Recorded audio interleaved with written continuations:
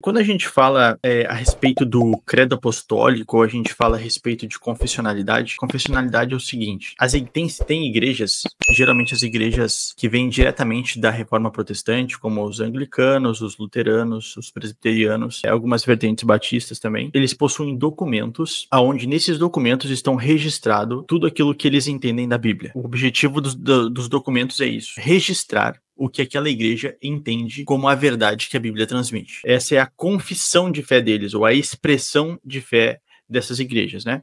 E aí, então, geralmente, né, os pastores dessas igrejas, eles adotam essa expressão de fé como o entendimento que eles têm das escrituras sagradas. Mas em países como o Brasil, por exemplo, né, a nossa realidade aqui, a maioria das igrejas não adota esse tipo de documentos, né? A gente vai chegar nessas igrejas e eles vão dizer que eles não precisam desses documentos. Eles vão dizer que eles precisam só da Bíblia. A gente só tem a Bíblia é a nossa única regra de fé e prática, o que a gente concorda, que a Bíblia é a nossa única regra de fé e prática, mas eles vão dizer que eles não precisam nada mais além da Bíblia, nenhum tipo de documento além da Bíblia. Mas aí a gente para analisar assim, o que essa igreja crê? Né? Porque toda igreja crê em alguma coisa, né? Toda igreja ela tem que interpretar a Bíblia. Toda igreja ela tem que definir as suas doutrinas. A diferença é que as igrejas que adotam documentos, essa definição ela é pública. Mas então as pessoas vão dizer que elas têm só a Bíblia, que elas não precisam de nada além disso. Quando a gente vai analisar o que essas igrejas creem, elas creem em retalhos de várias tradições, né? Então elas creem, por exemplo, vou dar um exemplo concreto aqui, elas vão ter a organização de governo da igreja dos batistas. Aí elas vão ter a doutrina da salvação lá dos presbiterianos.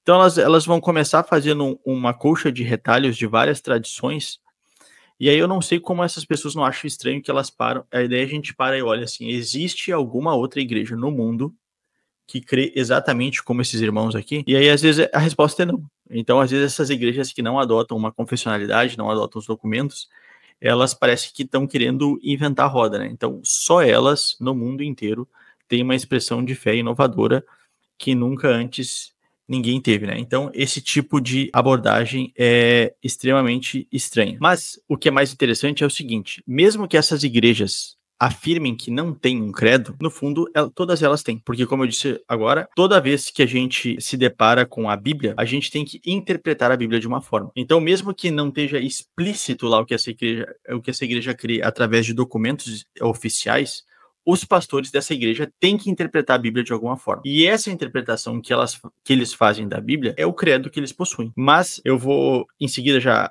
adentrar nisso, que a gente vai ver que esse tipo de abordagem com relação à interpretação da Bíblia é muito perigoso, porque a gente não tem acesso, e olha só que ironia, a gente não tem acesso para ver através da Bíblia se aquilo que essa igreja crê é bíblico ou não. Por quê? Porque a gente não tem acesso a todo o conjunto de doutrinas que essa igreja professa. Porque tudo está na cabeça do pastor. E se tudo está na cabeça do pastor, ele pode mudar conforme o tempo e ninguém vai ficar sabendo, né? Porque não está lá fixado publicamente para todas as pessoas saberem o que eles entendem a respeito das doutrinas, né? O que eles entendem a respeito de quem é Deus, o que eles entendem a respeito de justificação, o que eles entendem a respeito do fim dos tempos, do Apocalipse, né? Aí se torna tudo dentro da cabecinha do pastor. E a cabeça do pastor, ela pode mudar conforme o humor dele, como eu já vi casos disso acontecer, né? O pastor, ele cria uma coisa, depois quando tu vai conversar com ele um tempo depois, ele já não crê mais naquilo, ele já está ensinando outra coisa.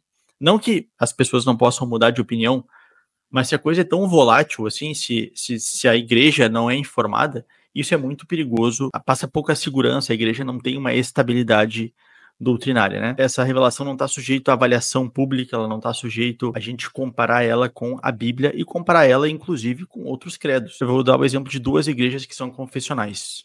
Os presbiterianos são confessionais e os luteranos são confessionais. Eu posso agora, aqui da minha casa, ter acesso a tudo que a igreja luterana crê e tudo que a igreja presbiteriana crê. E eu posso comparar esses dois sistemas de doutrinas e eu posso comparar esses dois sistemas de doutrinas com a Bíblia. Só que eu não posso comparar o que a igreja presbiteriana crê com a igreja do seu Valdir, lá do fundo da vila, entendeu? Ou com a igreja do grande pastor famoso da internet, porque esse grande pastor famoso da internet também não tem um sistema público de doutrinas. Ele é a grande cabeça por trás da igreja e tudo o que a igreja dele crê é, na verdade, a fé particular dele. é a fé particular dele. E quando a gente tem documentos confessionais, aí não passa mais a ser a fé particular de um pastor, né? Mas passa a ser a fé coletiva de um colegiado que chegou àquela mesma conclusão, o que parece muito mais com o que nós enxergamos no Novo Testamento. A fé de Jesus Cristo foi passada ao colegiado dos apóstolos, que depois foi passado a um grupo de pastores e assim por diante. E aí, o que é interessante também é que esses mesmos pastores que dizem que não é necessário nenhum tipo de documento, não é necessário suporte para a gente estar analisando a fé, eles fazem isso constantemente, porque quando eles vão preparar uma mensagem, por exemplo, dificilmente alguém vai preparar uma pregação somente usando a Bíblia. Dificilmente alguém vai fazer isso. Eles vão consultar dicionários, eles vão consultar comentaristas bíblicos, eles vão consultar, às vezes, exposições de outros pastores, e isso é a tradição da igreja. Isso que é a verdadeira tradição da igreja, né? A tradição da igreja, ela não pode ser desprezada. Nós temos que amar a tradição da igreja. Então, a reforma protestante, ela não foi um rompimento com a tradição da igreja. A reforma protestante foi, quando a gente fala de sola escritura, nós não estamos invalidando a tradição da igreja, mas nós estamos submetendo a tradição à norma que é perpétua, que é as escrituras sagradas. Então, aonde a gente tem acesso seguro a tudo aquilo que Deus falou, é na Bíblia.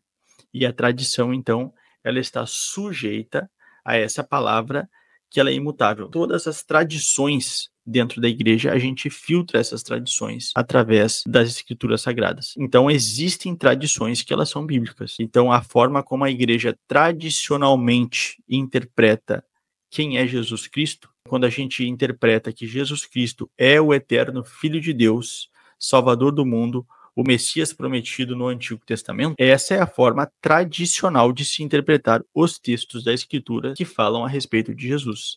E isso é passado de geração em geração. Quando a gente abre as Escrituras e fala que a gente crê na Santíssima Trindade também, o termo trindade é fruto de uma tradição. É óbvio que a doutrina da Santíssima Trindade, ela está toda ela contida nas Sagradas Escrituras. Mas quando a gente sistematiza as passagens da Escritura que falam a respeito de Deus, e a gente chega à conclusão que o Deus apresentado nas Escrituras é uma trindade, ou seja, que são três pessoas que são o único Deus verdadeiro, então essa terminologia também faz parte da tradição da igreja, e essa tradição que não pode ser desprezada, né?